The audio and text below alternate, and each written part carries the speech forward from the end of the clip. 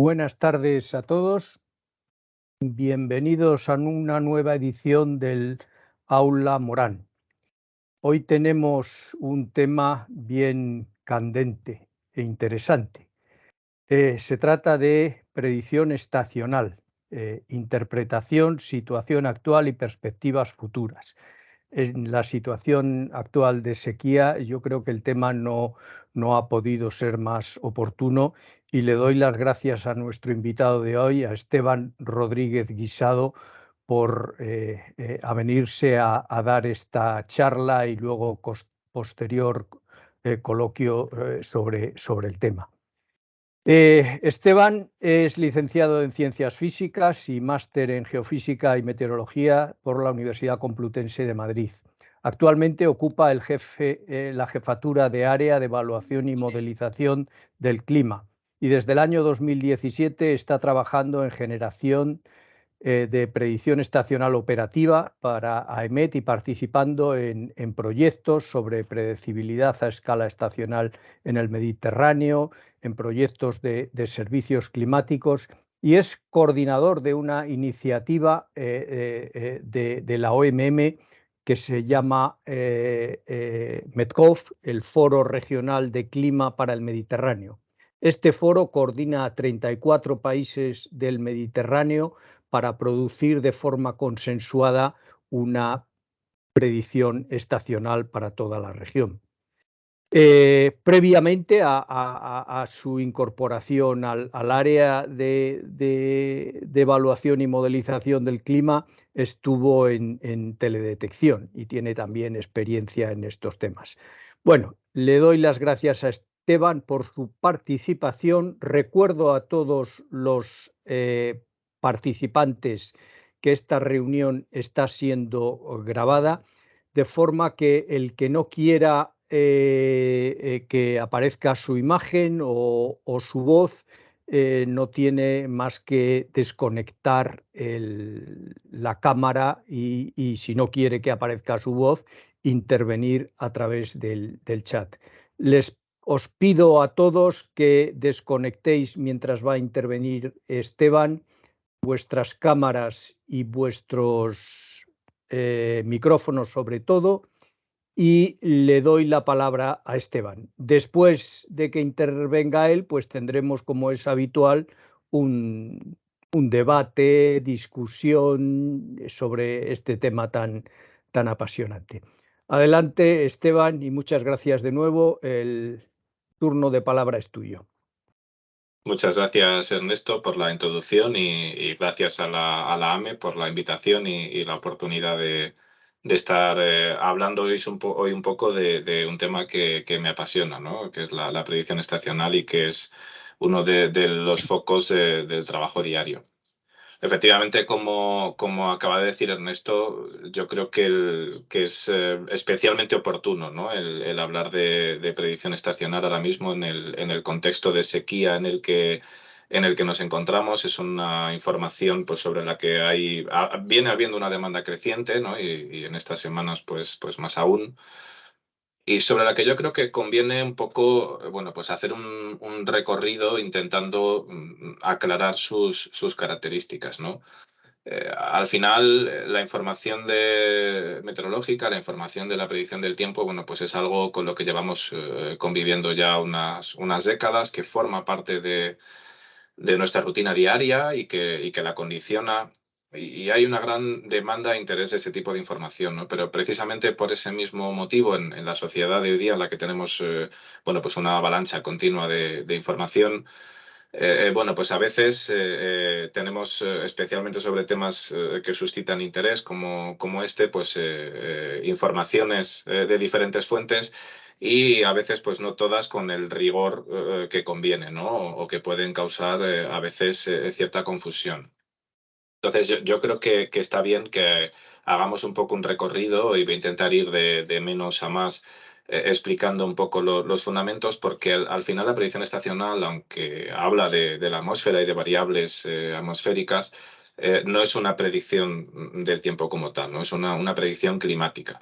Y hay una diferencia importante en el tipo de información al que nos puede responder, qué tipo de preguntas le podemos hacer y qué tipo de información puede dar y qué tipo de información no.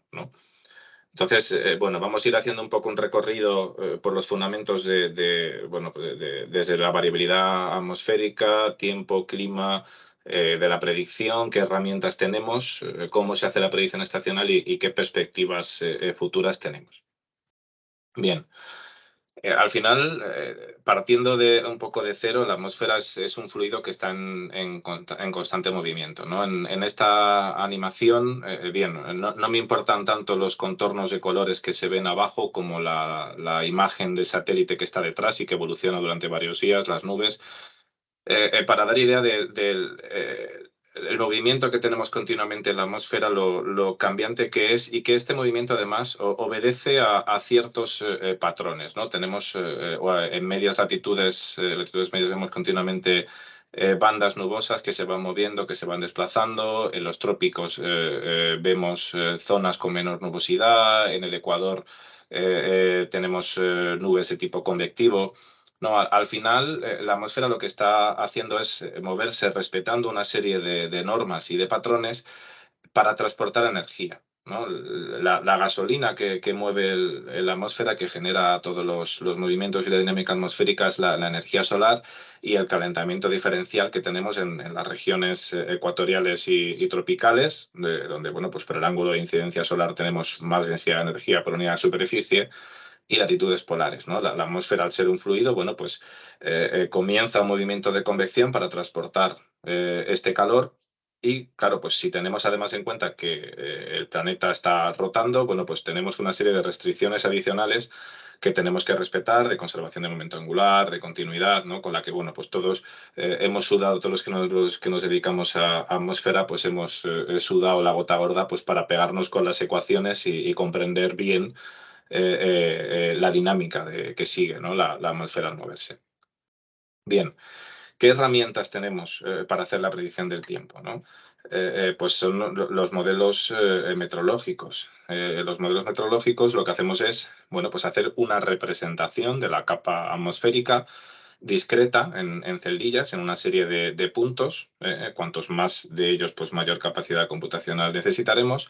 Y hacer una foto, ¿no? Pues de esta atmósfera que está en movimiento, hacer una foto de la atmósfera en un instante dado, en un instante determinado, y aplicando las ecuaciones que sabemos que tienen que respetar estos movimientos, bueno, pues restringir los flujos, el intercambio, el movimiento entre unos puntos y otros, y hacerlo evolucionar, ¿no? Y ver los estados futuros que nos vamos a encontrar. Aquí tenemos una representación de imágenes de satélite. A la izquierda tenemos la observación de satélite en un momento dado. A la derecha tenemos una imagen de satélite sintética generada a partir de la predicción de un modelo, ¿no? Vemos que los modelos son capaces de reproducir con mucha fidelidad lo que está ocurriendo en la atmósfera. Esta imagen representa la evolución en la fidelidad de los modelos de predicción meteorológica. Y vemos en azul la fiabilidad de la predicción a 3 días y cómo ha evolucionado a lo largo de los años, en rojo a 5, en verde a 7. Pero vemos varias cosas, ¿no? Primero, bueno, esto es un comentario un poco fuera del ámbito del que íbamos a hablar, pero la diferencia en cada uno de los colores entre la línea superior y la inferior, la superior hace referencia a cómo debían funcionar las predicciones en el hemisferio norte y la inferior a cómo funcionan en el hemisferio sur, ¿no? ¿Qué diferencia tenemos entre el hemisferio norte y el sur? Bueno, pues al final, cuando hablamos de qué introducimos en el modelo, cuál es el estado de la atmósfera, lo que metemos es las observaciones de las variables atmosféricas que tenemos. Y la densidad de estas en el hemisferio norte es muchísimo mayor que en el hemisferio sur, ¿no? Esto es un poco para ilustrar la importancia de introducir bien el estado inicial de la atmósfera y de la incertidumbre en el estado inicial que introducimos en nuestros modelos. Hay un punto a partir del cual esta diferencia se reduce notablemente gracias a la influencia y al uso de la asimilación de datos por satélite, ¿no? Pero vemos que pese a que ha habido una mejora clara, digamos, y la mejora, digamos, de los sistemas informáticos y de computación ha sido exponencial, vemos que tendemos como a un límite, ¿no? En cómo van mejorando los modelos en la capacidad de predicción y que según alejamos el plazo, esta empeora significativamente, ¿no? Y es que al final la atmósfera es un fluido que está gobernado por ecuaciones no lineales, ¿no? Es un sistema caótico. Como Lorentz demostró, podemos partir de dos estados infinitesimalmente parecidos y acabamos en situaciones completamente diferentes, ¿no? Si además estamos hablando de que cuando introducimos en nuestros modelos meteorológicos la información del estado inicial vamos a tener siempre unas incertidumbres, pues está claro que esta predicción tiene un límite, ¿no? Este límite o la estabilidad de las soluciones un poco se intentan ilustrar o se intentan medir mediante la técnica del ensemble, ¿no? De predicción por conjuntos, en las que, bueno, pues introducimos artificialmente perturbaciones en las observaciones iniciales que metemos en nuestro modelo y lo ejecutamos un número alto de veces, ¿no? Ejecutamos muchas repeticiones y vemos cómo evoluciona nuestro sistema y hasta qué momento más o menos tenemos una cierta convergencia entre las diferentes predicciones y en qué momento estas divergen, ¿no? Dependiendo de la estabilidad de la situación atmosférica en ese momento, bueno, pues este límite se encuentra en unos pocos días o en las situaciones más estables como máximo hasta unos 10 días, ¿no? Entonces, claro, a partir de ese umbral realmente no podemos hacer predicciones de manera precisa de en qué estado se va a encontrar la atmósfera. Pero eso no quiere decir, como muchas veces pues cuando uno habla a nivel, bueno, pues en su entorno, bueno, y entonces, ¿cómo se puede hacer predicciones estacionales o cómo se puede decir lo que va a pasar? Bueno, pues porque al final las predicciones estacionales lo que son es predicciones climáticas, ¿no? Si a mí me pregunta alguien qué tiempo va a hacer en Valencia el 28 de junio, yo no le sé decir y no podemos saber si va a hacer 22 grados o si va a hacer 28. Pero sí que tenemos una probabilidad bastante alta de que estemos en veintitantos grados y muy baja, prácticamente nula, de que haga 5 grados, ¿no? Este tipo de información es información climática, ¿no? Al final, la atmósfera, los estados posibles que pueda tomar la atmósfera, este abanico de posibilidades que tenemos, está constreñido por el sistema en el que se encuentra envuelta la atmósfera, por el resto de elementos del sistema climático, ¿no? Claro, esta climatología se define o tradicionalmente estos climogramas como el que vemos en la imagen, el ejemplo de Valencia, se define para un número lo suficientemente largo de años, ¿no? Y esto es una información que es importante tener en cuenta. Cuando a mí me hacen la pregunta de, oye, voy a vivir en Valencia en verano o voy a estar visitando Valencia en verano, ¿qué tiempo me puedo esperar? Bueno, pues al final, para establecer el clima que tenemos en una región, necesitamos hacer un promedio sobre un número suficientemente largo de años. Típicamente la Organización Meteorológica Mundial recomienda un mínimo de 30. Si yo me voy, no sé si se verá el curso, si yo me voy a un año o a otro, un año por separado, no me sirve para definir qué clima hace. Puedo estar en un año que Sí, esté sí se más... ve el Sí cursor se ahí, ve. sí. Perfecto, pues gracias. Pues si, por ejemplo, estoy aquí o estoy aquí, yo no puedo coger y evaluar el clima de Valencia utilizando la información de cómo se ha comportado en la estación solamente de un año. Necesito tener un conjunto lo suficientemente largo de ellos para definir el clima, ¿no? Claro, pues como digo al final, bueno, pues este clima viene dado fundamentalmente pues, por las condiciones de insolación, por la variación estacional, pero estas diferencias que observamos entre unos años y otros se deben a la propia variabilidad interna en sí de la atmósfera, a este caos, pero como digo también al efecto del resto de componentes del sistema climático, ¿no? Que ejercen un poco pues, de condiciones de contorno para las soluciones, para los estados posibles que puede tomar la atmósfera. Cuando hacemos predicción del tiempo, al final, a corto plazo, bueno, pues el estado de este resto de componentes del sistema climático, que también tienen sus propios procesos internos de variabilidad, cada uno con diferentes periodos, pues los podemos considerar razonablemente constantes, ¿no? Pero en el momento en que nos vamos a un plazo de más allá de unos pocos días, incluso en la predicción a medio plazo, a una semana, a 10 días, empiezan a entrar en juego el estado de estos otros elementos del sistema climático, ¿no? Uno de los elementos, incluso la predicción a medio plazo, que ha representado una gran mejora es la correcta resolución o las mejoras en la resolución de los modelos oceánicos y de la interacción océano-atmósfera. Esta idea que es un poco la que subyace detrás de la predicción estacional, ¿no? Haciendo un poco de introducción histórica, las primeras predicciones estacionales que se hicieron se intentaron hacer para predecir la variabilidad interanual del monzón en la India. Sabemos que los monzones, bueno, pues son un fenómeno estacional que se dan por la diferencia del régimen de vientos entre verano e invierno. En verano la zona terrestre se calienta más en la zona continental respecto al océano. Tenemos un flujo húmedo proveniendo del océano y lluvias persistentes durante varios meses, ¿no? Y la hipótesis que se hizo, de alguna manera, bueno, pues era que como el monzón era causado por esta diferencia de temperatura, pues si la presencia que tuviera o no de nieve en la cordillera del Himalaya podría tener alguna influencia en su posible intensidad, ¿no? Y a partir de ahí, pues intentaron explorar técnicas estadísticas, pues de análogos, de correlación, de regresión, y se empezaron a explorar la relación con otro tipo de variables meteorológicas a lo largo y ancho del globo, ¿no? Esto llevó pues, al descubrimiento de los grandes patrones de variabilidad atmosférica, ¿no? La oscilación del Atlántico del Norte o, por ejemplo, la oscilación del sur.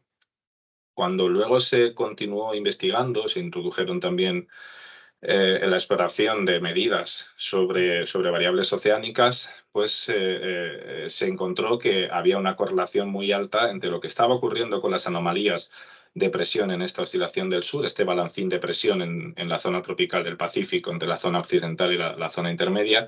Se encontró que había una relación muy grande con las anomalías que se observaban en la superficie oceánica y en la precipitación, ¿no? Pues bueno, esto fue el descubrimiento del fenómeno del Niño, que es probablemente uno de los mayores patrones de variabilidad y condicionante de la variabilidad climática con impactos a lo largo y ancho del globo, ¿no? Aquí hay un resumen de los impactos que vemos que, claro, como cabe esperar, en su mayoría se encuentran en el entorno de la cuenca del Pacífico, pero vemos que afectan también, que condicionan la circulación general a lo largo y ancho del globo, ¿no? En regiones muy alejadas. Em, por esto, cuando se hacen las predicciones estacionales, una de las cosas de los pasos que se hace siempre es analizar el estado de estos patrones de variabilidad o también llamados drivers del sistema climático, ¿no? Se sabe que hay determinados patrones de variabilidad con periodicidad, pues que tienen impactos, y cuando hacemos la predicción sobre una región, bueno, pues hay toda una bibliografía y una documentación y estudios de que determinados patrones de anomalía, generalmente pues de temperatura superficial del mar o de cobertura de nieve, bueno, pues afectan, ¿no?, a las anomalías de circulación atmosférica que podemos esperar y a los patrones que vemos de precipitación y temperatura para una estación. Em, y bueno, pues digamos, una manera de integrar esto es la elaboración de modelos empíricos más o menos complejos, ¿no? Ahora mismo tenemos otras herramientas para hacer la predicción estacional, pero como veremos en unos minutos, todavía el análisis del estado del sistema climático, de los drivers y el uso de modelos empíricos es una herramienta que continúa teniendo su utilidad hoy en día. ¿Qué herramienta tenemos entonces para ver cómo va a ser qué podemos decir de cómo se va a comportar la atmósfera en los próximos meses a escala estacional? Bueno, pues la herramienta son los modelos climáticos, ¿no? Al final, a nuestro modelo atmosférico, a nuestro modelo de predicción del tiempo, en el que metíamos las ecuaciones de evolución de la atmósfera y le hacíamos una foto del estado inicial, pues acoplamos toda una serie de componentes que reproducen todos los procesos de las distintas partes del sistema climático, ¿no? De procesos de interacción con el suelo y de humedad, de procesos oceánicos y de acoplamiento océano-atmósfera, de procesos de hielo, llegando a tener modelos o sistemas extraordinariamente complejos y realmente muy costosos, ¿no?, de ejecutar, pero que sí que tienen en cuenta la evolución conjunta y las interacciones de todo este resto de componentes del sistema climático. Y lo que se hace es, bueno, pues de la misma manera que se generaba un ensemble de simulaciones, un conjunto de simulaciones de la versión atmosférica de nuestro modelo para corto plazo, bueno, pues ejecutamos estos modelos climáticos a lo largo de un periodo más largo, y un número lo suficientemente alto de veces para permitir caracterizar el clima o las variaciones sobre el clima previsto que nos podemos encontrar, ¿no? De alguna manera, bueno, pues si teníamos en esta representación en naranja fijo los límites de los valores que puede tomar la atmósfera, bueno, pues estos límites, estas condiciones de contorno dadas por el resto de componentes del sistema climático experimentan cambios, ¿no? Y esto es lo que nos van a representar los modelos climáticos, el abanico de estados posibles que pueda tomar la atmósfera según voy evolucionando dentro de mi estación, ¿no? Aquí, de alguna manera, lo que podemos ver es que si para caracterizar bien el clima de una región teníamos que tener en cuenta un conjunto de años lo suficientemente grande, a lo largo de un periodo largo de tiempo, aquí lo que hacemos es generar un conjunto de simulaciones lo suficientemente grande, bueno, pues para de alguna manera sacar nuestra estadística, promediar ruido de la variabilidad interna de la atmósfera y ver qué parte tenemos de señal debido a la evolución o al estado en particular del sistema climático, ¿no? Y las predicciones, pues al final se harán siempre comparando con esta climatología de base, ¿no? Y siempre con naturaleza probabilista, ¿no? Por esto siempre pues, se representan en forma o de probabilidades de terciles, como vamos a ver, o de anomalías. La idea es que al final yo tengo una climatología de referencia y que entiendo que estoy introduciendo unos cambios en el sistema, un forzamiento, y comparo ambas climatologías. Tradicionalmente, la forma de comparar esto es, o la que se dan las predicciones, es en probabilidades para los terciles, ¿no? Si yo tengo una climatología de 30 años, bueno, pues me cojo por ejemplo, hablando de temperatura, los 10 más cálidos, los 10 más fríos y los 10 restantes, y pongo la frontera entre esos grupos, digamos, y es, digamos, la frontera entre el tercil cálido, el normal, y el frío, ¿no? Y lo que hago es ver si con la información que obtengo de mis simulaciones, en mi modelo climático y el forzamiento que se introduce, puedo asignar unas probabilidades de ocurrencia distintas a esas que he generado con la climatología, ¿no? Como digamos en esta idealización, bueno, pues desplazamos nuestra distribución de probabilidad. Realmente no solamente es que se desplace en un sentido o en otro, ¿no? Puede ser más ancha, más estrecha, depende de la situación. Bien. ¿Y cómo funcionan los modelos de predicción estacional? ¿Qué fiabilidad tienen las predicciones? ¿No? Que es un poco la pregunta que todo el mundo hace. Bueno, pues en latitudes medias limitada. Estos dos imágenes nos están representando la de la izquierda, la correlación entre la predicción estacional de la temperatura a 850 hectopascales, la prevista por el modelo estacional y la observada posteriormente, ¿no? Y la de la derecha, lo mismo para la precipitación. De un primer vistazo, para empezar, bueno, vemos que la precipitación siempre es una variable más complicada de reproducir por los modelos, más ruidosa, se ve a simple vista, pero vemos que en los dos casos tenemos mucho mejor funcionamiento en zonas tropicales que en latitudes medias, donde tenemos grandes zonas donde los modelos no muestran claramente pericia. Volvemos aquí a esta imagen de la que partí al principio, ¿no? Vemos que, claro, pues en zonas tropicales tenemos continuamente nuestro cinturón de convección, pero en latitudes medias tenemos mucha actividad de frentes, de borrascas, de eddies, digamos, turbulentos, ¿no? Transportando calor. Y si eso lo representamos con la energía cinética de estos eddies, bueno, pues vemos que tenemos mucha mayor variabilidad originada por toda esta actividad que se ven en los cinturones de latitudes medias que en las zonas tropicales. Si esta imagen la enfrentamos con las imágenes de correlación que estábamos viendo antes, bueno, pues vemos que los grandes o algunos de los grandes vacíos que vemos en latitudes medias se corresponden con zonas donde tenemos una gran variabilidad interna de la atmósfera, ¿no? Donde tenemos mucho ruido. Claro, en la idealización que hacíamos antes, al final, yo me imagino mi zona tropical pues como una zona con una variabilidad interanual e intraanual del clima, bueno, pues de una magnitud determinada a la que le aplico un forzamiento y vemos esa diferencia en la respuesta de la atmósfera. Pero cuando en comparación nos vamos a latitudes medias, tenemos una situación en la que la propia variabilidad interna de la atmósfera es muchísimo mayor, ¿no? Y eso lo vemos, por ejemplo, nos ocurre ahora en primavera. Ahora mismo llevamos unas semanas con anomalías cálidas, pero es frecuente que nos podamos encontrar tan pronto con 10 grados como con 25, ¿no? Tenemos una variabilidad muy grande. Claro, cuando le introducimos una señal de la misma magnitud, lo que nos encontramos es que frente a toda a la magnitud de esa variabilidad interna, pues la intensidad de la respuesta a la señal queda diluida, ¿no? La capacidad que tenemos de asignar probabilidades para claramente diferenciar la probabilidad de ocurrencia de un tercio frente a otro es pequeña. Nos diferenciamos muy poco de ese reparto de un tercio de probabilidad a cada uno de los terciles, ¿no?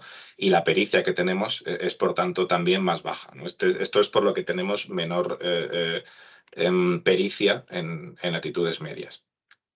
Claro, aquí hay luego, cuando analizamos las salidas de los modelos estacional o la información, o cuando queremos acoplar modelos de aplicación, que veremos más adelante, tenemos continuamente, estoy hablando continuamente de comparar con la climatología.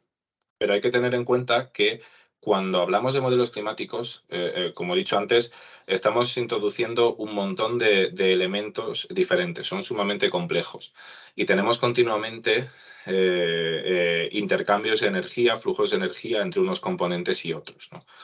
Por lo que los sesgos que podemos esperar que tengamos en estos modelos son significativamente mayores que los que tenemos en modelos de corto plazo, donde además, bueno, pues dejamos evolucionar libremente el modelo durante un tiempo mucho más corto. Aquí introducimos nuestras condiciones iniciales en todos los elementos, lanzamos nuestro modelo a evolucionar y está funcionando de manera continua durante meses, ¿no?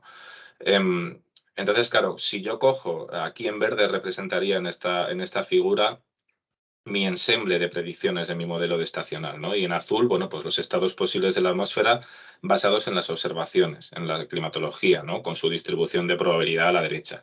Digo, bueno, pues mira, con mi modelo de predicción estacional, los valores que me están dando las temperaturas para esta estación, bueno, pues parece que están en la parte baja, ¿no? Entonces voy a dar una predicción que es probable que tengamos temperaturas más frías. Pero cuando cogemos y ejecutamos el modelo en tiempo pasado durante un número lo suficientemente largo de años, descubrimos que el modelo tiene un sesgo. La climatología que el modelo nos genera durante un periodo largo tiene un sesgo respecto a la observada. Por tanto, siempre que vamos a hacer una predicción estacional y que vamos a hablar de probabilidad, asignación de probabilidades a terciles o de anomalías, tenemos que hacerlo comparando la predicción de nuestro modelo con el hindcast, con las retropredicciones que tenemos disponible de nuestro modelo. La predicción estacional necesariamente se compone de las dos cosas. No podemos tener una predicción solamente con la predicción actual. Entonces, no es ya solo que tengamos que ejecutar nuestro modelo durante un periodo largo, sino que además tenemos que, durante un número lo suficientemente largo de años, en muchos de los modelos que ahora mismo pues tenemos 24 o 25 años de hindcast, tenemos que utilizar la climatología del modelo como base para comparar. Como digo, bueno, pues los mapas típicos que se dan son mapas de anomalía o de probabilidad de terciles. Em, y la utilidad de generar este hindcast, estas retropredicciones, no es ya solo porque las necesitamos para tener una climatología del modelo de referencia, sino porque nos permiten evaluar cómo se comporta el modelo, cómo de bien funciona en nuestra región y para la estación objetivo, ¿no? Y esta es aunque a menudo vemos mapas de predicción estacional, no siempre, pese a ser una recomendación de la Organización Meteorológica Mundial, no con frecuencia van acompañados de mapas de pericia del modelo, ¿no? Veíamos antes que en latitudes medias, en general, la fiabilidad, la pericia es relativamente baja.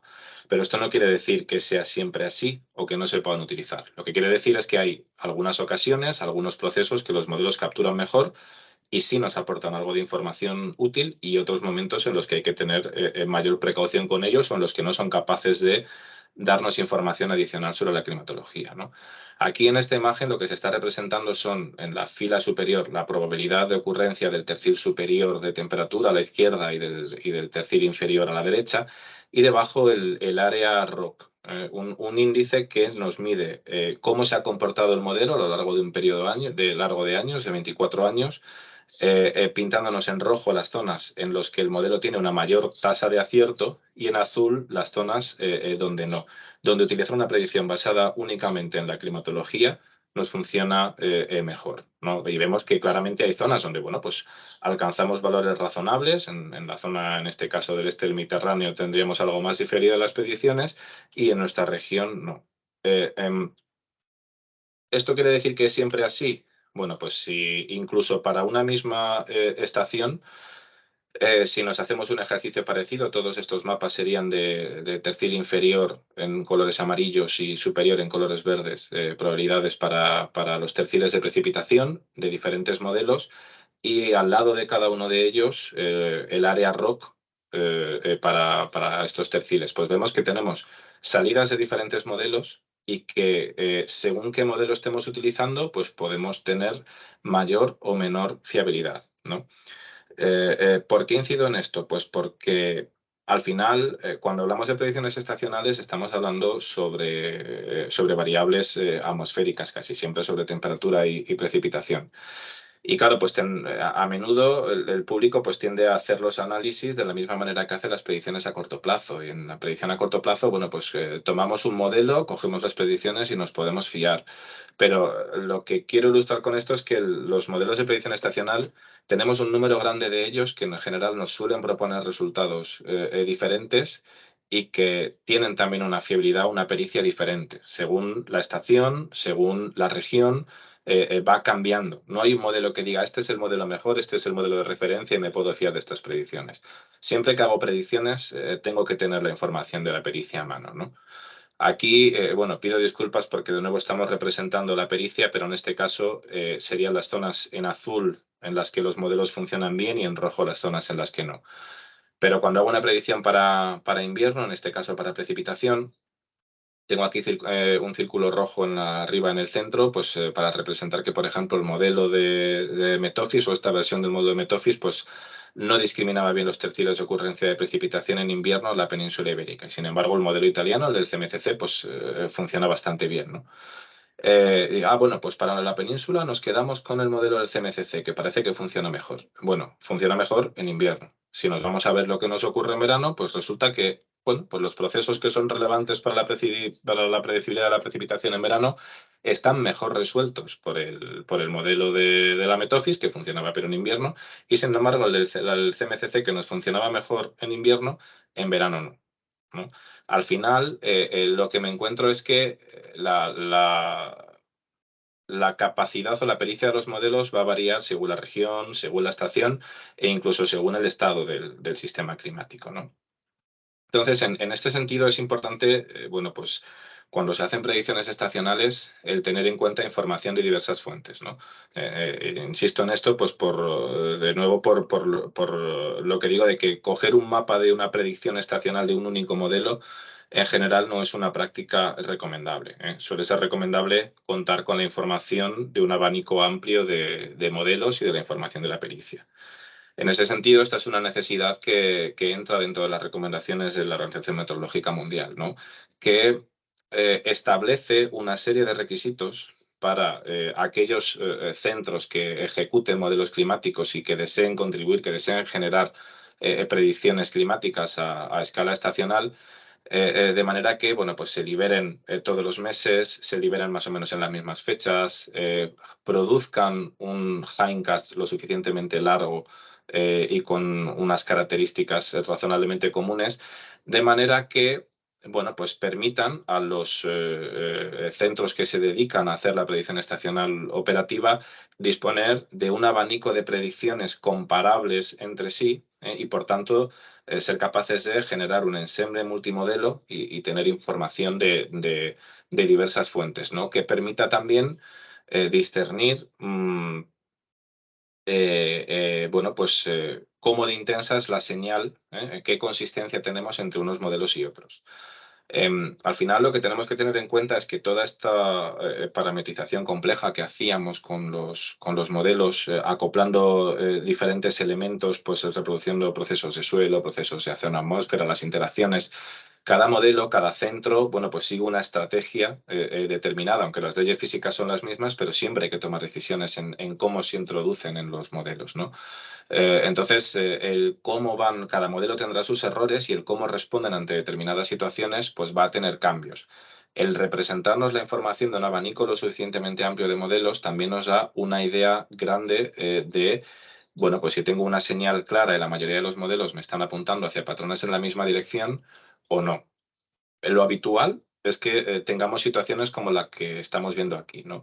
Donde tenemos señales no muy claras, no muy intensas, y según el modelo que estemos mirando, bueno, pues a veces tenemos señales completamente contrapuestas, ¿no?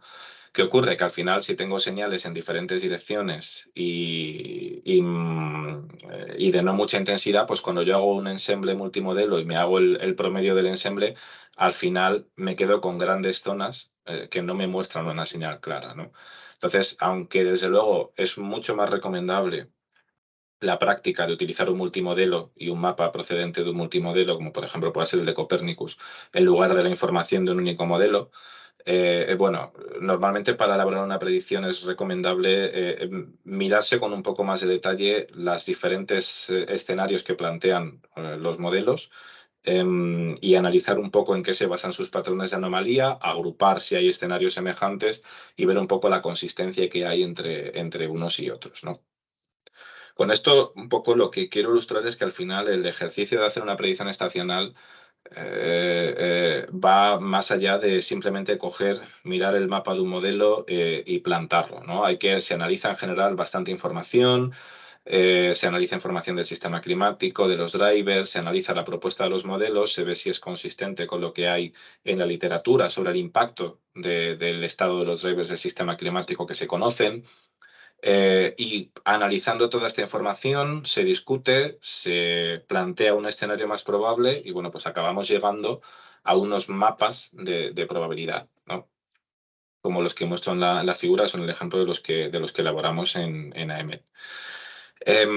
Aquí hay una cosa que quiero destacar. Bueno, pintamos aquí las áreas en las que domina o en las que asignamos algo más de ocurrencia de probabilidad para un tercil que para los otros, pero vemos que hay zonas extensas donde no se asigna una probabilidad ni en un sentido ni en otro, ¿no? Y a veces pues, nos llegan con frecuencia cuestiones de, bueno, esto quiere decir que la temperatura va a ser la climatológica. Y volvemos otra vez a tener en mente la imagen anterior del climograma. Esto no quiere decir que mi temperatura vaya a estar en el promedio, en la media que yo tengo si hago mis 30 años de promedio de la climatología. Lo que quiere decir es que la distribución de probabilidad, las probabilidades que puedo esperar para cada tercil son equiprobables, están repartidas en tres, ¿no? Que la predicción que hago es la misma que si la baso completamente en la climatología, no que el valor vaya a estar en la media, ¿no? Son cosas distintas. No es que estemos en el tercil central, sino que mi distribución de valores probables para lo que va a ocurrir en la próxima estación es la misma que la que tengo si analizo la climatología de mi región. Claro, al final se generan estos mapas de probabilidad para precipitación, para temperatura, porque son las variables climáticas típicas. Pero el verdadero interés de la predicción estacional está en las aplicaciones sectoriales, ¿no? De alguna manera, cuando pensamos en predicción del tiempo, pensamos o la tendemos a ver pues, como la óptica de lo que venimos utilizando y de lo que va a ocurrir con la temperatura y con la precipitación para condicionar nuestra actividad diaria. Pero muchas de nuestras actividades, desde qué tipo de cultivos tenemos en una región o las fechas de siembra y de cosecha, el tipo de construcciones y de climatización que tenemos, la resistencia que tienen que tener determinadas infraestructuras, el riesgo de desastres al que podemos estar acostumbrados a enfrentar o las temporadas, por ejemplo, de gripe, pues están todas organizadas, a veces de manera automática y sin darnos cuenta, pero influenciadas por el clima que tenemos en una región, ¿no? Y por su variabilidad a lo largo del año. El que utilizando información de los modelos de predicción estacional seamos capaces de generar predicciones sobre lo que va a ocurrir en todos estos sectores o con variables directamente de interés para estos sectores que ayuden a condicionar la toma de decisiones, bueno, pues es algo de enorme utilidad. Por ejemplo, ahora en este contexto de sequía en el que estamos, bueno, pues el poder llegar a obtener predicciones con algo más de fiabilidad que nos permitan anticiparnos, pues por ejemplo puede suponer protegernos ante esta sequía o tomar decisiones de ahorro de costes, ¿no? Al final, cuando hablamos de aplicaciones sectoriales, lo que estamos hablando es del concepto de servicio climático, ¿no? Aquí de este tema casi tendríamos para una charla independiente, ¿no? Solamente de servicios climáticos. Pero por dar un poco unas pinceladas, la idea es que lo que se elabora es una cadena de montaje, ¿no? En el que se parte de la información de modelos de predicción estacional y de la información atmosférica. Se hace un postproceso de esta información, generalmente se hace un downscaling, se calibra esta información, por esto que comentaba de los sesgos que tienen los modelos climáticos. Sesgos, ojo, no solamente en que tengamos una desviación del valor absoluto y que tengamos un sesgo negativo, un bias positivo o negativo, sino que a veces la cantidad de variabilidad que es capaz de generar mi modelo me representa menor varianza, menor variabilidad que la que yo observo en la realidad. Y hay que utilizar técnicas para también corregir esto, ¿no? Pero la idea es que de esta información hacemos un postproceso que nos permite preparar o extraer la información más relevante de los modelos estacional para poderla acoplar a modelos impacto, ¿no? Sea pues un modelo de capacity factor pues para traducirlo a generación de energía eólica, sea un modelo como el que aparece el esquema en el medio de crecimiento vegetal que nos da el comportamiento del crecimiento de un cultivo, o sean modelos hidrológicos que pues, nos traduzcan al comportamiento de las reservas de humedad o del caudal de los ríos, ¿no? Y nos permitan, bueno, pues acoplando estos modelos a cada uno de los miembros del ensemble, generar predicciones probabilistas de la variable de interés. A un agricultor no creo que le termine de decir mucho, mira, va a llover más o menos en promedio a lo largo de toda la estación. Hay momentos determinados en los que el cultivo necesita lluvia o no, necesita superar o no ciertos umbrales, ¿no? Acoplando un modelo de impacto, lo que podemos ver al final es cómo se va a comportar el cultivo en cada uno de los escenarios y si tenemos mayor probabilidad o menos de que tengamos un rendimiento normal o por encima o por debajo de la media, ¿no?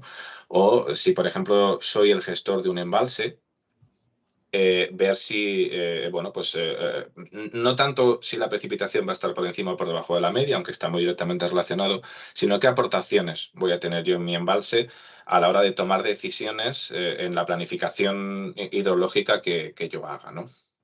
Claro, cuando hablamos de generar predicciones y servicios climáticos, tal y como se viene generando la predicción estacional, con este enfoque de análisis de toda la información y de discusión, aunque tiene un valor añadido grande, pero al final lo que generamos son mapas que prácticamente se generan por consenso y casi a mano alzada, ¿no? No tenemos capacidad de tener trazabilidad sobre estas predicciones, no es reproducible el proceso, no podemos generar unas retropredicciones o un hindcast que nos permita analizar después pues, cómo se está comportando mi predicción. Por lo tanto, no tenemos la capacidad de acoplar a aplicaciones sectoriales.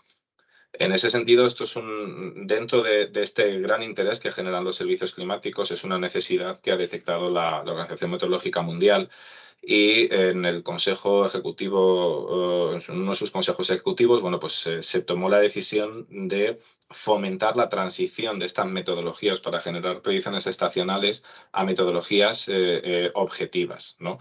Y se generó, y bueno, aquí Ernesto participó en este proceso, pues una guía de recomendaciones y de buenas prácticas para la generación de predicción estacional objetiva, ¿no? La idea es ver o generar un procedimiento automático objetivo que de alguna forma incorpore este conocimiento experto que existe y que se aplica en esta fase de análisis a procedimientos objetivos de selección de la información, de calibración, que permitan generar pronósticos o predicciones estacionales con datos en rejilla y con retropredicciones con hindcast, pero que incluyan este conocimiento de la variabilidad climática, ¿no?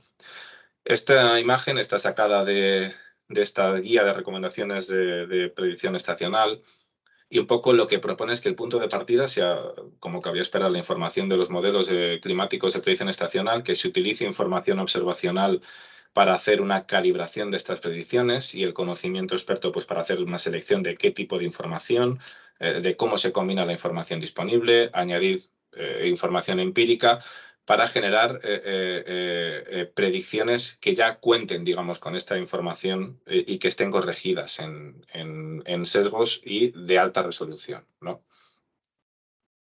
Claro, el disponer de predicciones que ya están calibradas, bueno, pues nos abre la puerta, pues aparte de acoplar aplicaciones sectoriales, a elaborar otro tipo de productos, ¿no? Que es un poco en lo que se está trabajando ahora mismo, en dar el paso para no solamente dar probabilidades de ocurrencia de un tercero u otro de cómo se va a comportar en mi estación en promedio, sino, pues, por ejemplo, dar probabilidades de superación de umbrales, ¿no? Si yo defino un umbral determinado, ver, pues, con la ejecución de mis modelos, con mi ensemble de predicciones, si ese umbral es más probable o menos que sea superado, si voy a tener periodos más largos de días consecutivos sin lluvia o mayor probabilidad de la ocurrencia de un evento extremo, ¿no?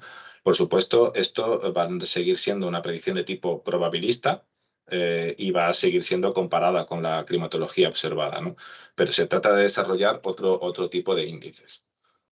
En ese sentido, las principales líneas de desarrollo que hay hoy día de predicción estacional pues van un poco en tres direcciones, ¿no? Por un lado, como hemos visto, pues, no, pues los modelos todavía tienen sesgos, hay mecanismos o estaciones en las que ofrecen peor pericia.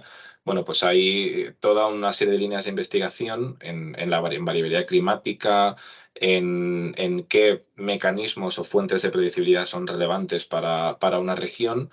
Y en cómo implementar eso en los modelos y mejorar los modelos de predicción, bueno, pues para mejorar la calidad de nuestras predicciones. Hay toda otra línea de trabajo, pues, en cómo explotar de la mejor manera posible la información climática, ¿no? Una vez que yo he generado mis predicciones, ver qué postproceso, qué técnicas de calibración utilizo, cómo combino la información con información de tipo empírico, con información observacional, para extraer la mayor cantidad posible de información relevante. Y luego otra línea que explora el final un poco de esta cadena que comentaba antes de los servicios climáticos, ¿no? El ver, el trabajar con los sectores para ver qué tipo de información necesitan y qué se puede generar a escala estacional, qué modelos de impacto hay, cómo los podemos calibrar y el desarrollo de prototipos en regiones determinadas que luego puedan ser ampliados a otras zonas, ¿no? Aquí ya para ir finalizando, dejo comento un poquito más en detalle uno de los que tenemos un prototipo de servicio climático que, bueno, que tenemos ya realmente casi operacional en AEMET, ¿no? Que está disponible en la web. En el que se parte de la información del Centro Europeo, se hace del modelo del Centro Europeo, se hace un downscaling, se aumenta la resolución mediante técnicas estadísticas de análogos y se acoplan dos modelos hidrológicos distintos. Se acopla un modelo más complejo, Surfex, y se acopla un modelo semiempírico y luego esto a cada uno de los miembros que previamente se ha regionalizado. Y luego la información se combina asignando diferentes pesos según información empírica de los patrones de variabilidad para invierno. Las predicciones modificadas que se generan se traducen luego a aportaciones a los embalses y se introducen en un visor que se ha desarrollado de manera conjunta con la Dirección General del Agua y los gestores de cuencas, ¿no? De manera que, bueno, pues se trabaja para generar información en la variable de interés y luego para presentarla de manera que sea lo más utilizable posible y que sirva realmente para el proceso de toma de decisiones, ¿no? en el sector. Cuando se analiza cómo funcionan este tipo de prototipos, que es un paso imprescindible, bueno, pues lo que se ve es que al final, al acoplar los diferentes pasos que enseñaba en esta cadena, la experiencia es que se tiende a ganar pericia, ¿no? Aquí en amarillo sólido tendríamos cómo funciona, cómo de bien evalúa nuestro modelo si tenemos en cuenta solamente la información de la precipitación, y cada uno de los otros casos que aparecen, según el color utilizando un modelo hidrológico u otro, o en color sólido sin utilizar esta combinación con la información empírica o en rayas, si sí la utilizamos, ¿no? Entonces, no es solamente que al utilizar y dar toda esta serie de pasos para generar un servicio, traduzcamos la información de los modelos estacional a información utilizable por los usuarios, ¿no? Sino que además a menudo se consigue encontrar algo más de pericia en el proceso, ¿no? Claro, en este proceso lo que es clave es la interacción con los sectores implicados, ¿no? Un poco tenemos, al trabajar en metrología, en la cabeza el esquema de que nosotros trabajamos con la primera parte de la cadena, generamos algo que pensamos que puede ser interesante y luego ya discutimos a ver si puede ser interesante o no para el sector y solamente en cómo se presenta, ¿no? Y al final lo que tenemos que tener en mente es que este debe ser más bien un trabajo conjunto, ¿no? Que tenemos que discutir mucho con los usuarios, con el sector de interés, para detectar las necesidades que hay y para que el desarrollo de toda la herramienta, de todos los eslabones, sea conjunto, ¿no? Aquí se ilustra la cadena, digamos, cada uno de los escalones, para terminar. Pero, y abajo en las flechas y según el grosor de las flechas, bueno, pues se representa la importancia del grado de implicación de los usuarios, ¿no? En cada uno de los escalones. Obviamente, cuanto más a la derecha de la cadena estemos, cuanto más cerca del producto final, mayor colaboración, mayor implicación de los usuarios del sector necesitaremos. Pero al final es necesario, es un proceso de comunicación y de colaboración y de aprendizaje mutuo, ¿no? A la hora de hacer este trabajo. Entonces, cada vez más a lo que se está tendiendo no es a trabajar solamente la parte científica en sí de las predicciones, sino la generación de equipos multidisciplinares que colaboren en el diseño de los diferentes servicios, ¿no?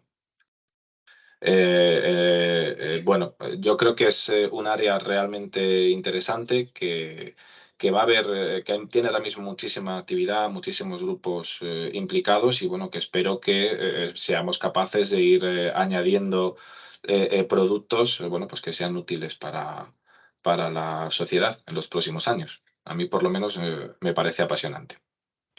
Pues muchas gracias por la atención y bueno, pues si tenéis cualquier comentario, Ernesto, o de la audiencia, encantado de discutir lo que queráis.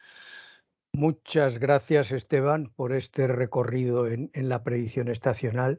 Yo creo que has tocado muchos temas y supongo que van a salir. Y sobre todo has hablado de cuestiones relacionadas con malas prácticas que se hacen habitualmente.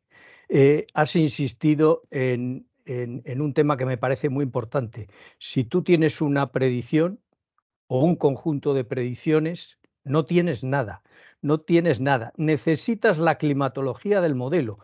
Los modelos tienden a su propia climatología que difiere mucho de la climatología real, tanto que esa diferencia es más grande que la señal que pretendemos ver a escala estacional. Con lo cual, eliminar ese sesgo es una cosa esencial. Una integración larga no es nada. Creo que es una idea que ha quedado ahí. Y luego, otra, has puesto muchas ideas y espero que se puedan discutir. Otra es lo altamente sofisticado, y has insistido mucho, que es el postproceso. Esto no es cuestión de ir a una página web, me descargo el resultado de 1, 2, 3 modelos. Hay que analizar muchas cosas. Hay que analizar esos modelos, cómo se comportan, cómo de bien representan los patrones que son relevantes en nuestra zona.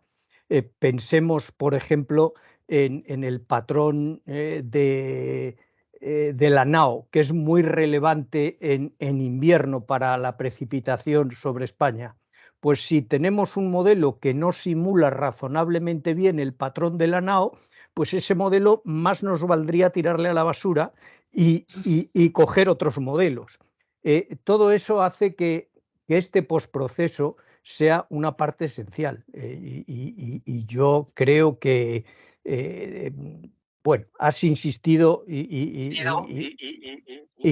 creo que estaba aquí comentando cosas esperando que levantasen las manos, pero ya veo que tenemos manos, con lo cual le doy la palabra a nuestros asistentes. Rafa Requena, por favor.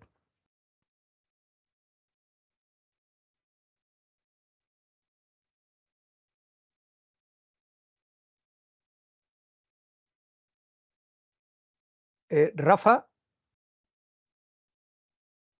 Sí, Rafa, habilita el micrófono, por favor.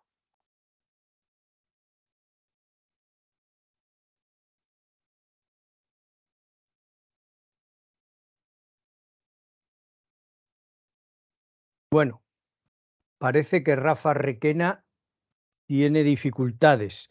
A ver, ¿hay algún otro comentario? Aquí ha habido en el chat parabienes, enhorabuena, todas estas cuestiones, pero eso no son preguntas para discutir. Vamos a ver si hay alguna cuestión más. Si no, Encarna, adelante, a ver si tenemos más suerte con Encarna. Hola, buenas tardes. Hola, se te oye muy bien, Encarna. Bueno, estupendo. Bueno, en primer lugar, disculpadme que he llegado tarde porque he salido de una mesa redonda y me he incorporado tardísimo. Así que más que preguntar es hacer una pregunta, ya que he pillado a Esteban, que por cierto me da muchísima alegría y satisfacción que estés presentándonos parte de tus conocimientos y experiencia. Pero bueno, vuelvo a lo que iba.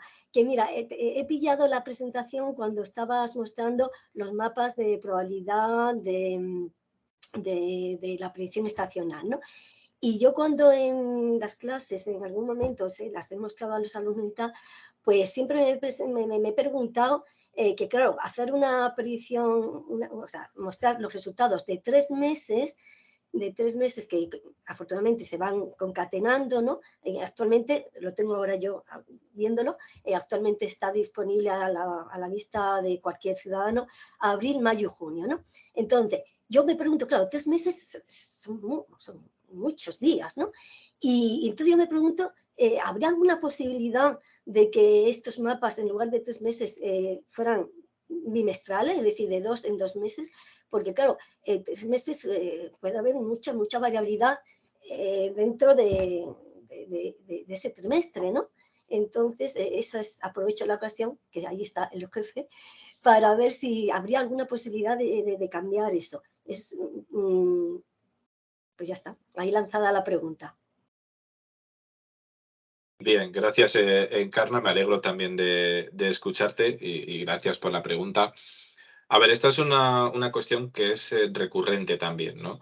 El hecho de que, bueno, se presenten las predicciones como se hace ahora mismo, por medio de probabilidad para los terciles de ocurrencia, para el promedio de toda una estación y para agregaciones de 3 meses, entre otras cosas es porque dentro de la pericia limitada que se beca en los modelos estacional, es como tradicionalmente se ha visto que hay una señal más clara, ¿no? Como que tienen algo más de pericia. En el momento en que tú intentas dar mayor granularidad, intentas dividir por meses, bueno, pues empiezas a perder skill.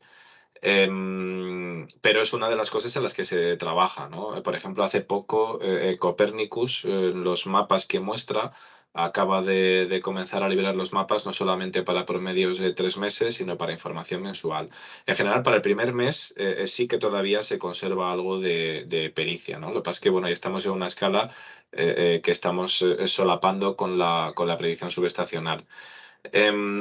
Quizá habría que explorarlo. Quizá para periodos de 2 meses, con los modelos actuales, se pudiera retener algo de skill en las estaciones o los momentos favorables, en los momentos en los que nos encontramos en una ventana de oportunidad, ¿no? He hablado antes del servicio que tenemos de ayuda a la gestión de embalses, de la relación que hay con la oscilación del Atlántico Norte. Bueno, ese servicio se ha generado precisamente porque hay predecibilidad para la NAO, que es muy relevante en nuestra región en invierno por la precipitación. Bueno, pues hay predecibilidad a partir de modelos empíricos, ¿no? Y eso permite pesar de alguna manera los modelos. En esos momentos en los que tenemos algo más de pericia, bueno, pues se podría estudiar, pero habría que verlo con cuidado. O sea, la respuesta es que en general ir a escalas menores cuesta, porque podemos tener señal de ocurrencia de determinados fenómenos, pero al final cuando tú divides de forma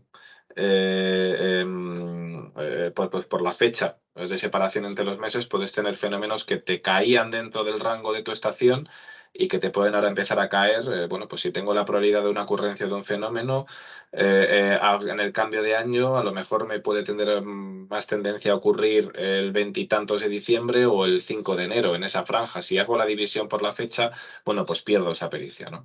Ya, pero fíjate, incluso estos fenómenos predictores, como acabas de mencionar, la NAO, puede tener un carácter muy distinto durante 3 meses, ¿no? Puede cambiar perfectamente el carácter.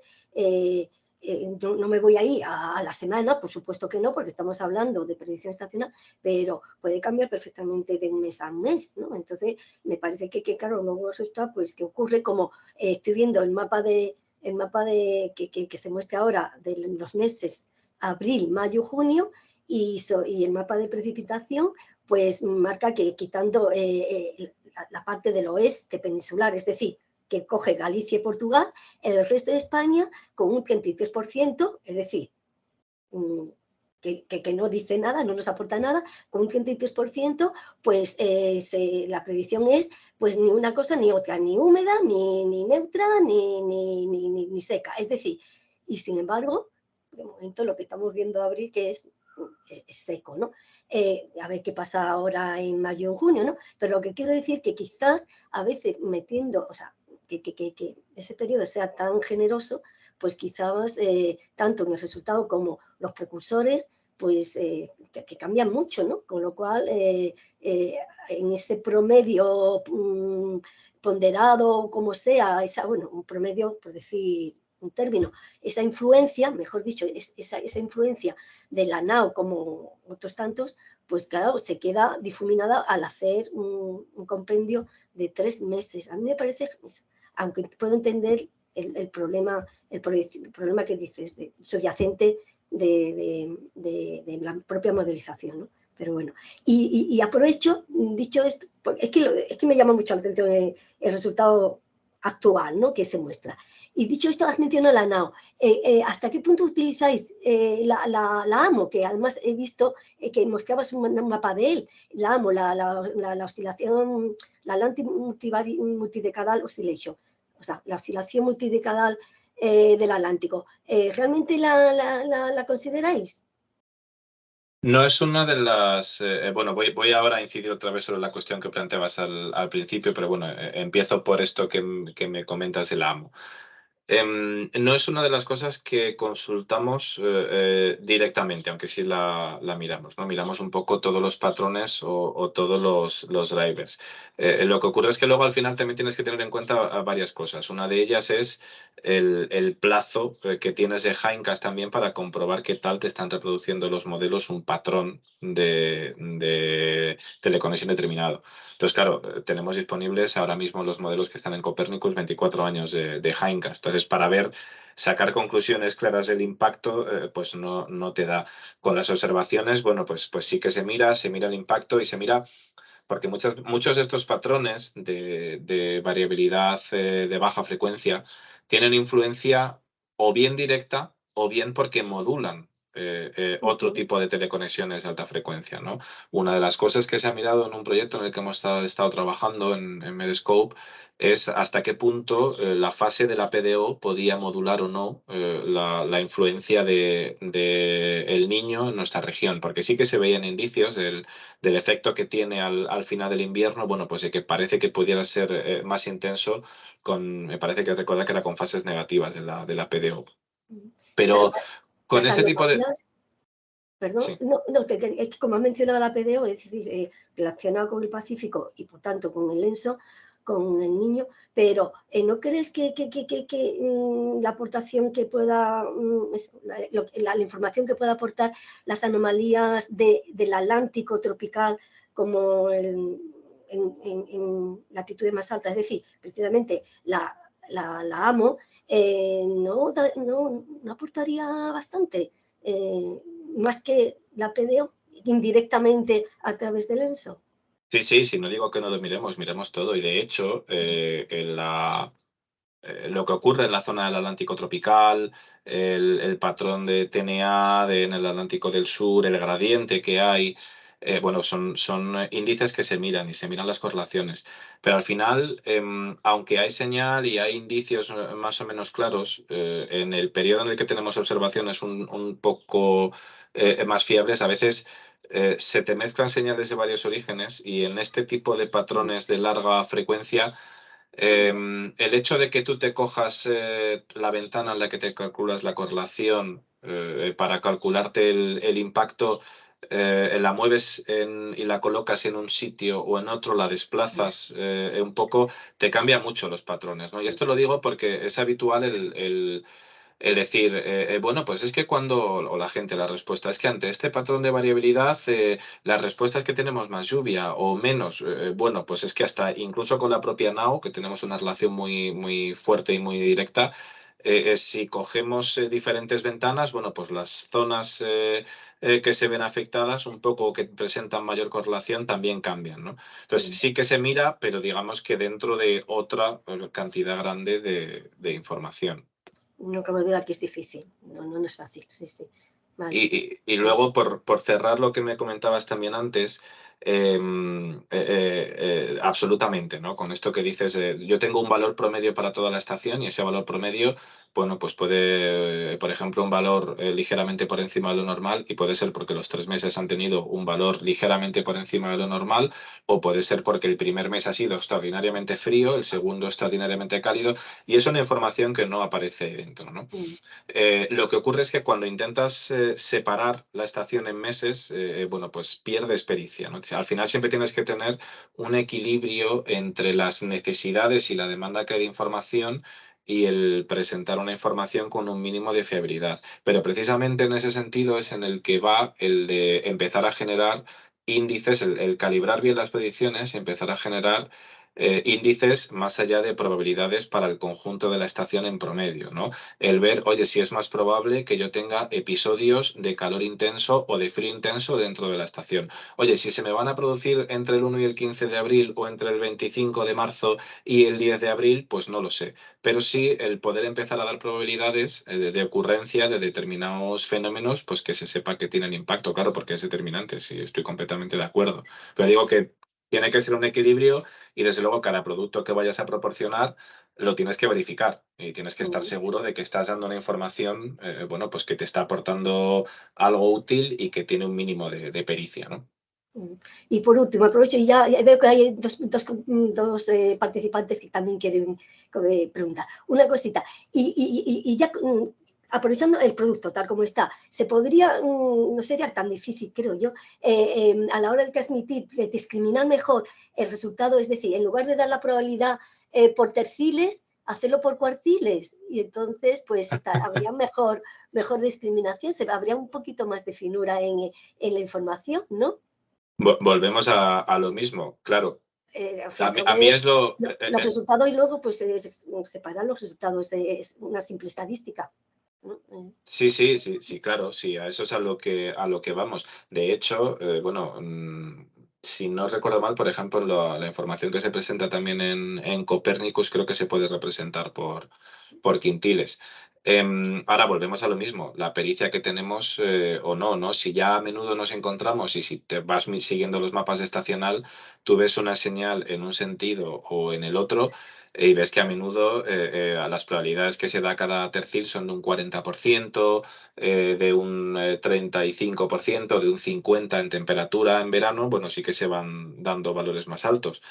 Pero claro, pues si ya separando en terciles tienes una pericia limitada y no tienes una gran agudeza en las predicciones, no asignas probabilidades muy diferentes a las de la climatología, bueno, pues intentas afinar más, digamos que peor, ¿no? Que te cuesta más asignar una predicción con mucha fiabilidad.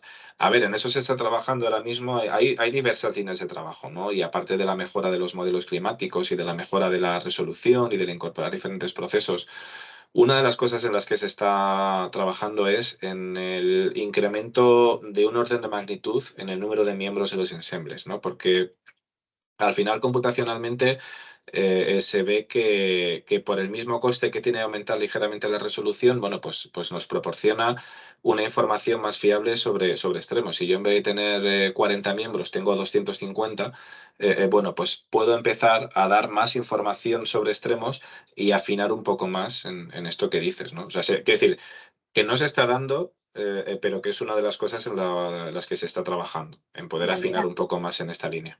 Gracias. Gracias. Muy bien, muchas gracias, Encarna. Voy a dar la palabra ahora a Rafa Requena, a ver si tenemos más suerte con él ahora. A ver, no sé si me oís ahora. Sí, Sí. ahora se Vale. te oye, adelante. Hola, ¿qué Rápidamente, porque ya estamos en tiempo de Estamos en descuento. tiempo. No, bueno, sí, en realidad es incidir en lo que hemos hablado ya muchas veces, ¿no? Aquí ya sabéis que en las delegaciones cada 3 meses nos enfrentamos con el problema, hacemos el balance de la estación que termina y terminamos la rueda de prensa con la predicción estacional, ¿no? Y entonces yo tiemblo cada vez que en la predicción estacional aparecen los 3 terciles iguales en el 33%, porque entonces es cuando ya digo, ahí va otra vez lo mismo de siempre. ¿Cómo les transmito? Que no es que sea lo normal, lo más probable, sino que son las 3 equiprobables y que cuando hablamos de la climatología es la climatología del modelo y no la, en fin, complicadísimo transmitirles a los medios esta idea y todas las estaciones nos pasa lo mismo, ¿no? Pero, en fin, pero bueno, es un hándicap que lo tenemos ahí, ¿no? Y otra cosa, y ya termino con esto, es el tema de la predicción de embalses. Cuando estuvimos con el tema del proyecto este LIFE de Cleanware, ¿no? de apoyo a la gestión de embalses, la NAO concretamente pues funcionaba mejor con algunos embalses, sobre todo de la cuenca del Cantábrico. Con el Ebro era con el que peor funcionaba. Y aquí yo creo, y esto ya os lo pregunto, es que efectivamente, bueno, pues la NAO pues evidentemente te puede dar información de precipitación más, digamos, de origen atlántico, ¿no? O sea, los típicos, los frentes clásicos de toda la vida. Pero claro, cuando hay situaciones mediterráneas que son las que dejan mucha precipitación en poco tiempo y tal, esa correlación es más difícil de encontrar y es mucho más complicado la predicción estacional para gestión de embalses. Nada, eran simplemente esos dos temas, esas dos cuestiones. Gracias, Rafa, por las preguntas. A ver, vamos por partes. Desde luego, el tema de la comunicación es un tema esencial, ¿no? Y yo creo que también tenemos que interiorizar los que trabajamos en esto, pues que una parte muy importante de nuestro trabajo es el saber comunicar bien la predicción y el ser capaz de conseguir que se entienda, digamos, por los usuarios lo mejor posible. Hice mención precisamente de ese tema en la presentación porque no es la primera vez que lo hemos hablado, ¿no? El tema de cómo entender lo de los 3 terciles. Al final, el tema es entender que lo que tengo es una climatología. De hecho, en algunos sitios, tradicionalmente, cuando se quiere ver lo que va a pasar en la próxima estación, la gente lo que hace es un montaje en el que dice, me cojo los últimos 30 años, veo lo que ha pasado y me genero un ensemble, ¿no? Como si lo que he observado en el periodo de cada uno de los 30 años fuera uno de los miembros de mi ensemble, ¿no?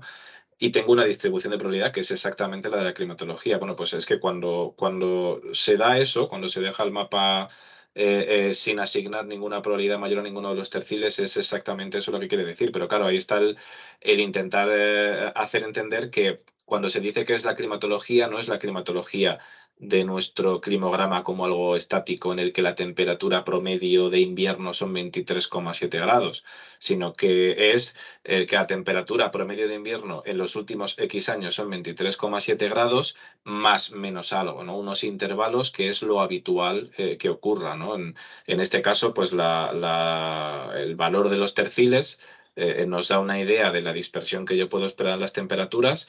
Y bueno, pues si mi temperatura promedio es 23,7, el tercio superior son 24,5 y bueno, pues es que tengo la misma probabilidad de que esté en ese tercio intermedio que en los otros dos de los extremos. Es simplemente que en la situación que hay no hay un elemento de juicio para hacer una predicción diferente a la que podemos hacer si simplemente utilizamos lo que venimos observando en las últimas décadas, de alguna manera, ¿no? Es la misma historia que contamos cada 3 meses.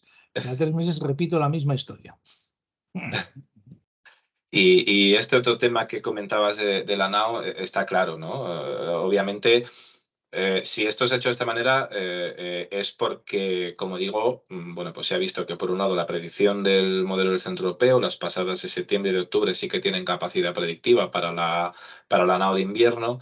Y bueno, pues con modelos empíricos basados en la cobertura de nieve sobre zonas determinadas del hemisferio norte en otoño, se ve que hay una correlación con la NAO que se observa al invierno posterior, ¿no?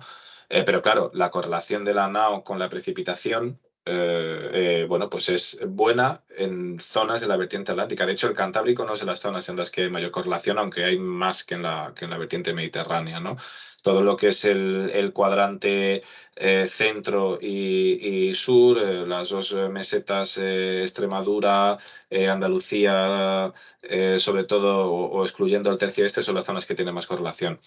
Lo bueno, entre comillas, de este sistema es que lo que hace es no solamente hacer una predicción de la precipitación basada en la correlación con la NAO, sino seleccionar aquellos miembros del ensemble del Centro Europeo que se comportan más de acuerdo a lo que se prevé con esta predicción combinada de la NAO, ¿no? Y bueno, pues estos miembros nos dan algo más de información en aquellas zonas donde, o sea, que también mejora incluso en aquellas zonas donde la correlación con la NAO no es necesariamente tan alta, pero obviamente la predicción se ve menos mejorada en estas zonas.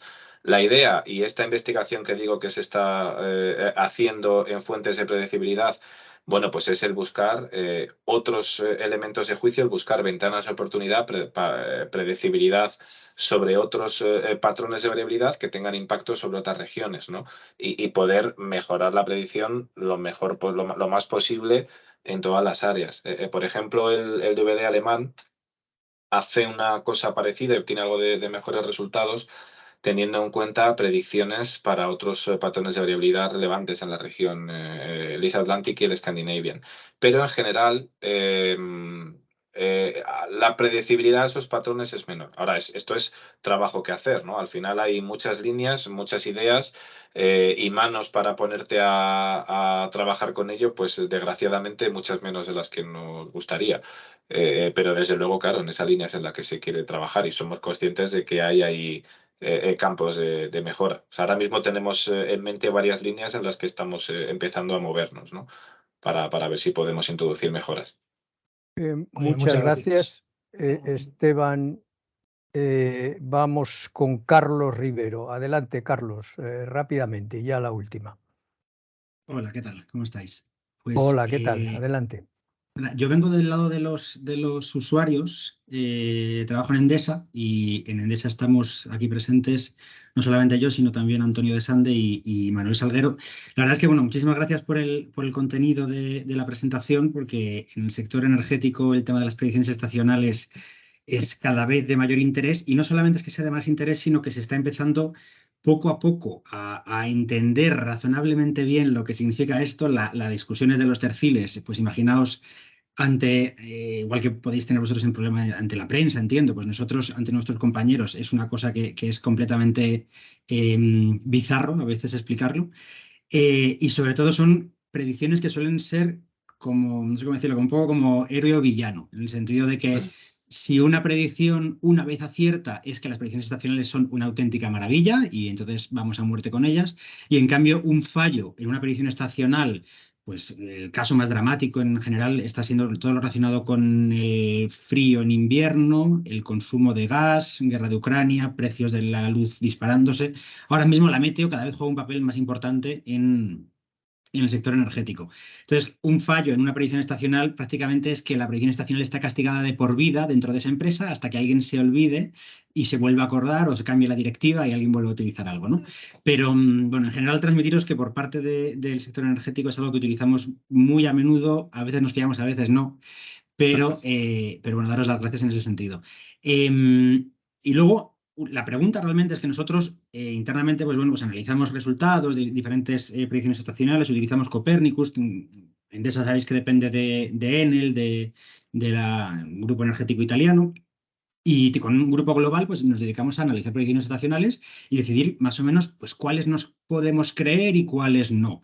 Y a veces vemos inconsistencias entre los campos de temperatura y precipitación, anomalías, que son las que generalmente más analizamos, y que parecen situaciones que sinópticamente no tienen mucho sentido, ¿no? Que no parece cuadrar un campo de anomalía positiva de temperatura en tal sitio con un campo de precipitación contraria o también positiva en tal sitio en ese mes del año. Yo cuando estudié esto, y saludo a Encarna Serrano, que no se acordará de mí, pero yo fui alumno suyo del máster hace 10 años por lo menos, recuerdo que la precipitación al final era parte de la parametrización y de la microfísica del modelo, y que no era algo que se resolviera como tal explícitamente a través de las ecuaciones.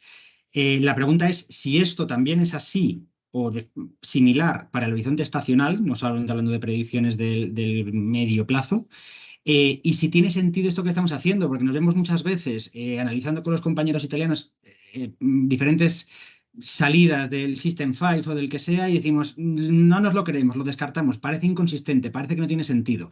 ¿Lo estamos haciendo bien o estamos haciendo un poco el tonto?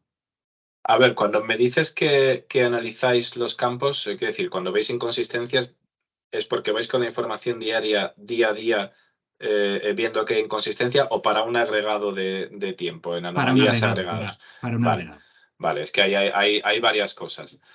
Bien, aquí hay varias cosas que ver. Por un lado, efectivamente es como dices, al final la parametrización de la precipitación que genera el modelo, bueno, se basa en lo que tenemos en el modelo meteorológico, ¿no? Es en lo que están basados los modelos climáticos.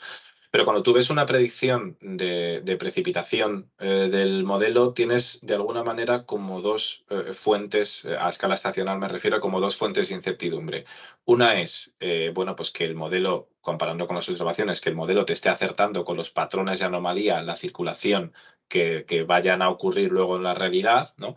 Y por otro lado, que el modelo, dado o suponiendo que está acertando con el patrón, te va a reproducir la misma precipitación que se observa en la realidad, ¿no? Son las dos fuentes. Porque, por ejemplo, tenemos un país con orografía compleja y a menudo, bueno, pues cuando uno se dedica a la predicción a corto plazo, sabe que cuando tienes unos mapas de precipitación determinada proveniente del modelo, bueno, pues que luego lo que tú observas, por ejemplo, cuando tienes flujo del norte, pues tienes un efecto Foehn en las montañas, se te queda más seco al sur y que el modelo no lo captura también, que hay diferencias entre lo que el modelo te propone para la precipitación y lo que se observa, ¿no? De hecho, en algún caso se han hecho experimentos, no para el viento, pero sí para la precipitación, al menos que tenga constancia, de decir, oye, vamos a hacer un análisis de los patrones de anomalía con patrones de variabilidad y en qué patrones de anomalía del viento se traducen. Voy a cogerme la predicción de estos patrones de variabilidad del modelo utilizando solo el geopotencial y me hago mi predicción aplicando este impacto que yo conozco según qué proporción o qué frecuencia iba a tener de cada patrón.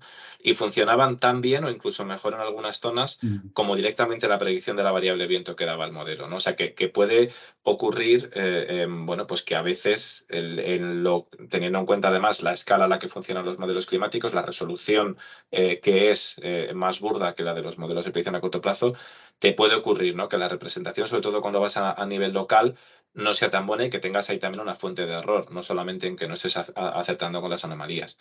Y luego lo otro que ocurre también a veces es que, bueno, tú, especialmente en el caso de la precipitación y en nuestra región, la precipitación que te caiga en un evento determinado o en una estación determinada puede venir condicionada por un par de eventos.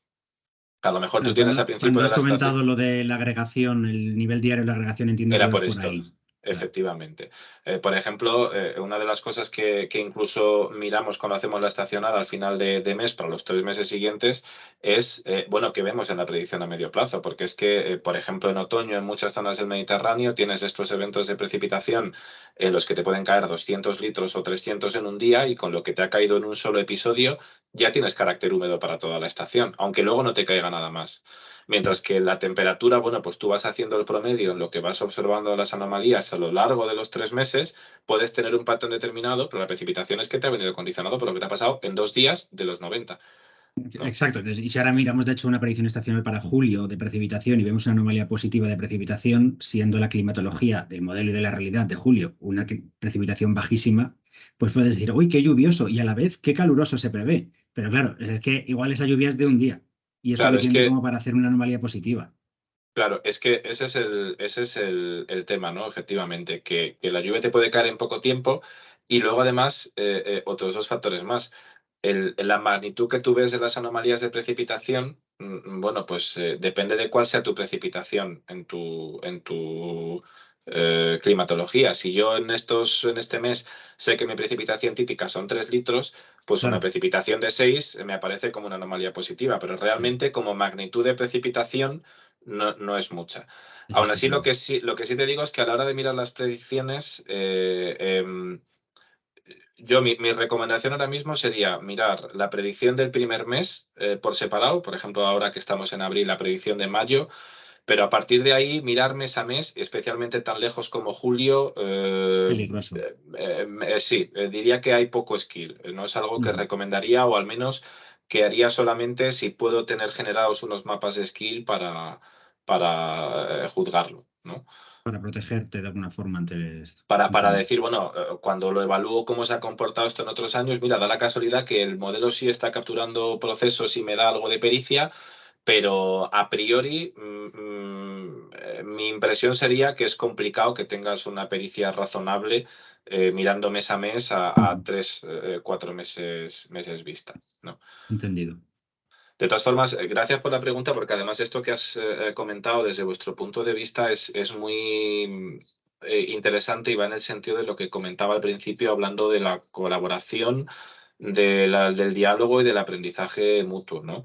Que es el aprender un poco por nuestro lado las necesidades del sector y cómo se puede ir generando la cadena de manera que genere algo que sea lo más útil posible y luego cómo interpretar la información, porque a veces, a menudo, las tomas de decisión se basan en información determinista, ¿no? En un sí o en no.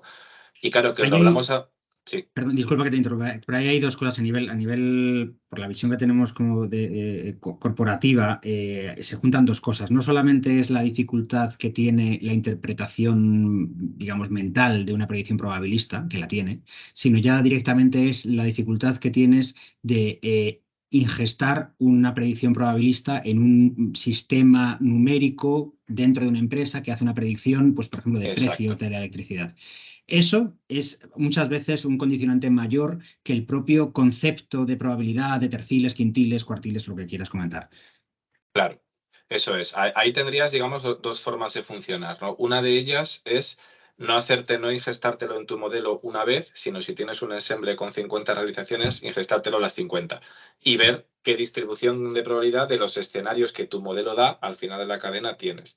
Luego, por otra parte, hay algo de bibliografía en cómo, según tu coste-beneficio, según las pérdidas que quieras evitar y el coste que te dé tomar medidas de prevención, cómo puedes convertir la predicción probabilista, cómo pones los umbrales para tomar decisiones y para generarte un umbral binario y decir, vale, pues en este umbral de probabilidad tomo una decisión en este sentido o en este otro, ¿no? El índice me parece que se llama Gerrit Skill Score, hay algo de bibliografía, habla de cómo traducir las probabilidades, las predicciones probabilistas a la toma de decisiones en función de tu relación entre coste-pérdida.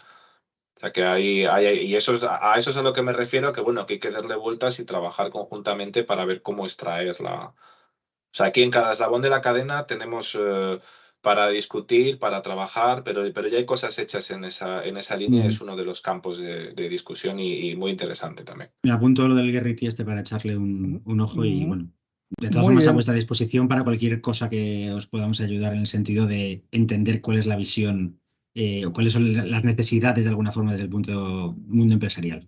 Vale, Muy pues bien. por nuestra parte Muchísimas encantados gracias. también. Gracias.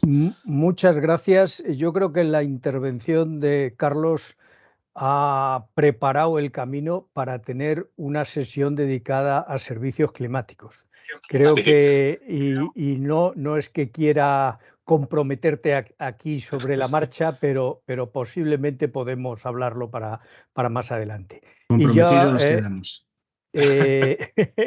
Y ya con esto vamos a terminar. Hemos sobrepasado ampliamente el tiempo que habitualmente usamos para estos eventos, pero creo que está más que justificado por el interés del tema. Muchas gracias, en primer lugar, a ti, Esteban, por la charla, por lo motivadora que ha sido y por la cantidad de cuestiones que has tocado, y a todos los participantes por asistir e intervenir activamente. Y con esto damos por terminado este evento. Recuerdo que, como se ha puesto en el chat, estará disponible en YouTube la grabación a partir de esta noche, y sucesivos eventos que ya los tenemos programados los iremos anunciando a través de las redes sociales y en la página web. Nada más. Muchas gracias a todos y hasta la próxima. Muchas gracias. Muchas gracias. Hasta luego. Gracias, Adiós a buenas todos, tardes. saludos. Gracias. Hasta luego.